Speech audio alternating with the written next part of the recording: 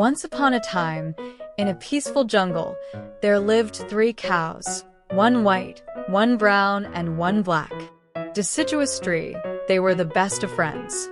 Every day, they grazed together, played together, and most importantly, stayed together. In the same jungle, a big, fierce lion lived. He was always hungry and wanted to eat the cows.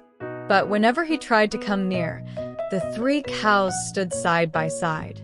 The lion knew he couldn't fight them all at once.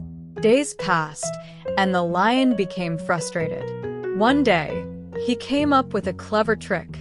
He went to each cow separately and whispered, "Why do you stay with the others?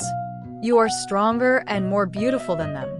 If you graze alone, you'll have more grass and space just for yourself." Slowly, the lion's words filled their minds with doubt. The cows stopped trusting each other. Instead of staying together, they began to graze separately.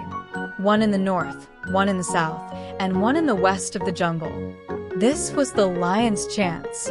Lion face. One by one, he attacked the lonely cows. Since they were all alone, none of them could fight back. By the end, the lion had eaten them all.